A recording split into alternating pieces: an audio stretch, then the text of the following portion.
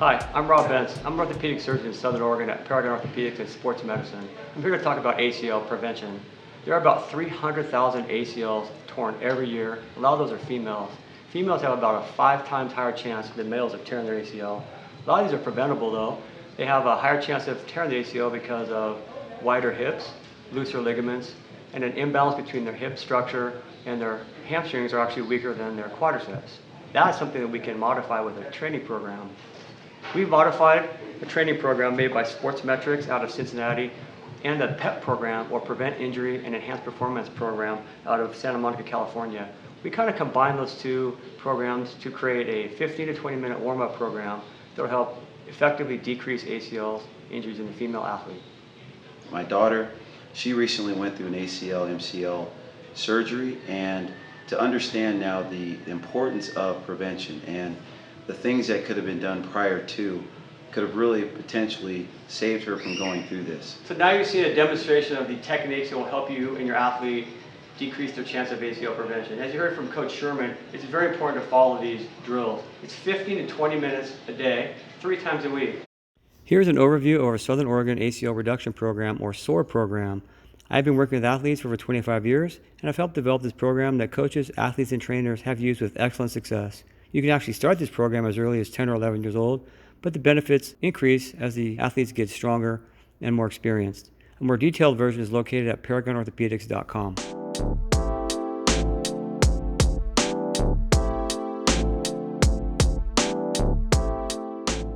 We begin the warm-up with a nice slow jog across half court, 2 times for 2 full passes. Make sure the athlete stays balanced with an upright posture.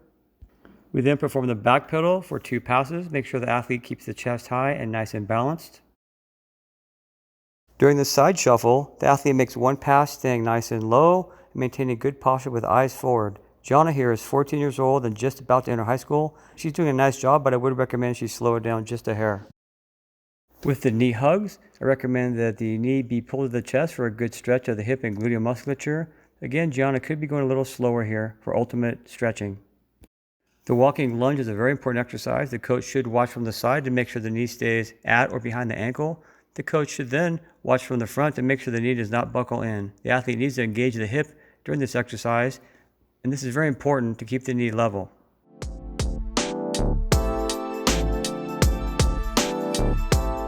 The strengthening phase begins with our important double leg squat exercise. Here we are using the TheraLoop, which can be purchased online. These bands really help maintain strength of the lateral hip, which keeps the knees from buckling inward. These bands can be purchased online and are very effective training tools for your athletes. The single leg squat is fairly advanced and might be difficult for the younger athlete. We want to make sure that the knee stays upright, does not buckle inward. Start with very short squats with perfect mechanics. The athletes can pair up as shown here to help the knees from buckling in. Donovan here on the left recently underwent an ACL surgery and is already working on preventing an ACL tear on the right side. Next is a difficult side plank. We like to work up to 30 seconds, making sure that the body is in line from the chest to the hip to the ankle. A more advanced version would have the athlete lift up the top leg and hold this for another 30 seconds if possible. The single leg RDL really works on hip strength and balance. The athlete should keep the toe pointing towards the ground and maintain a straight line with the body, including the hips, knees, and ankle.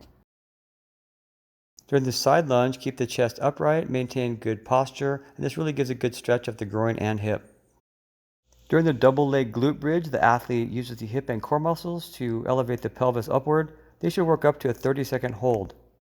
A more advanced version includes placing a basketball or soccer ball under the foot and performing another double leg glute bridge with up to a 30-second hold.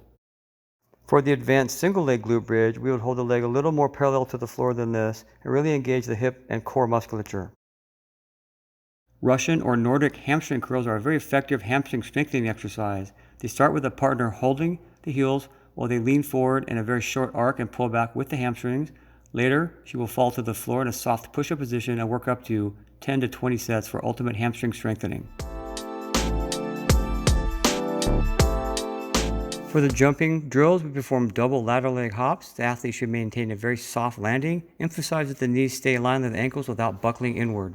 It is very important to maintain good mechanics. During the 180-degree jumps, the athlete needs to maintain a very soft landing with an upright posture. Really focus on good mechanics with each jump. Single leg hops require a significant amount of ankle strength and might be difficult for the younger athlete. Make sure they keep the knees in line with the ankle and land softly each time.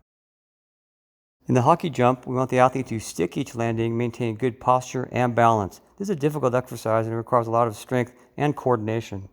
During the scissor jump, we like to watch from the front and the side to ensure that the knee is staying in line without buckling or getting too far over the toes.